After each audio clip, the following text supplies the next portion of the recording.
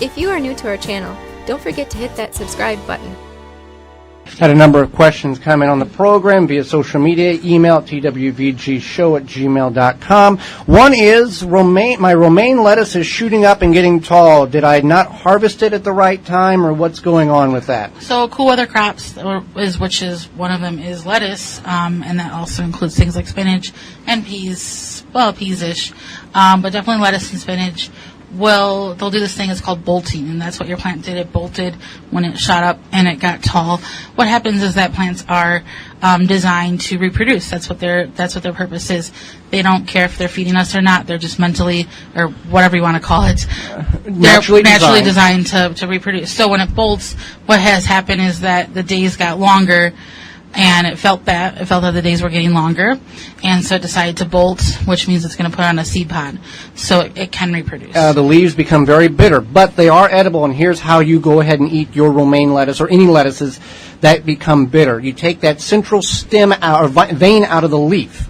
Then that is where the majority of the bitterness remains, and the leaves, the actual green or red leaf structure, it tastes just fine. So it does take a little more preparation, but you don't have to waste the whole plant and throw it in the compost pile. Trim the leaves off, take that central vein out, and then you can eat your lettuce. And it works phenomenal. We've been doing that for a couple of weeks now to get more longevity and more harvest out of the actual plant.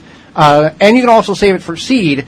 We've got thousands of lettuce seeds, so we don't really need any more lettuce seeds than that. Of pest beetles. After doing some research, I believe they are Japanese beetles on my pole beans. I've been plucking them off and smashing them by hand on the ground. There are so many of them. What can I do? All right. Well, if you go the route of getting the Japanese pheromone trap, you do not want to place that trap, and these Japanese beetles will not just attack pole beans. They will eat many different varieties of vegetation. You're going to get this pheromone trap. And many people want to place it where the problem persists. Well, logically, yeah, you would think, okay, I'll put it right next to the pole beans where the bugs or the Japanese beetles are eating them. You want to not do that. That's a no-no. You want to take that pheromone trap and put it away from the problem.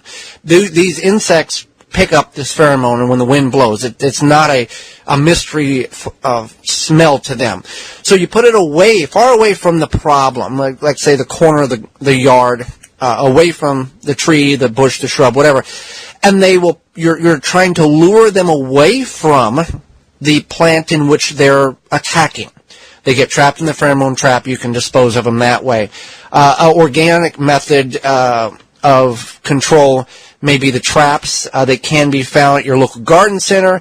Neither method will completely control the population. So whether you're hand-picking or you're using the pheromone trap, you just are getting the adults. If you take a biological tactic to try to win this war, you're getting rid of the adults that are going to that's going to put the offspring out.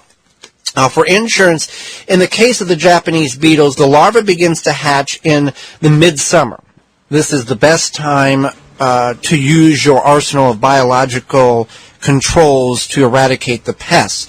You can also use BT. It's a insect toxin that's poisonous to the beetle. It's a natural occurring bacteria in nature. It comes in liquid and or powder form, but you do have to reapply after each rain. The BT is insect toxin that poisons the beetle's stomach, or the bacteria Bacillus papillae, P-A-P-I-L-L-A-E, which infects the grubs with milky spore disease and leaches into the soil to prevent future generations. So, again, the easiest pathway to Japanese beetle control is using the pheromone trap, putting it away from the problem, and multiple ones if you have a very thick infestation on a lot of plant life. That's the best way to go. Now, I've seen some of them in the Milwaukee area where I'm from, Southern Illinois. It's a persistent problem year after year where they just devastate beans and trees and shrubs and all types of vegetation, but they are migrating farther and farther north, so it's another problem in addition to many other things that we need to be aware of.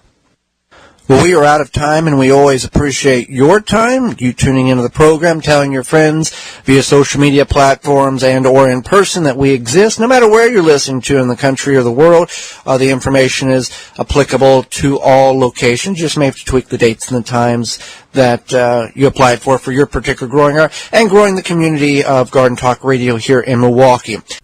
Thank you for checking out the Wisconsin Vegetable Gardener radio show. For more, go to the WisconsinVegetableGardener.com for full-length in-studio video and podcast replay of Season 1. Season 2 underway and added weekly.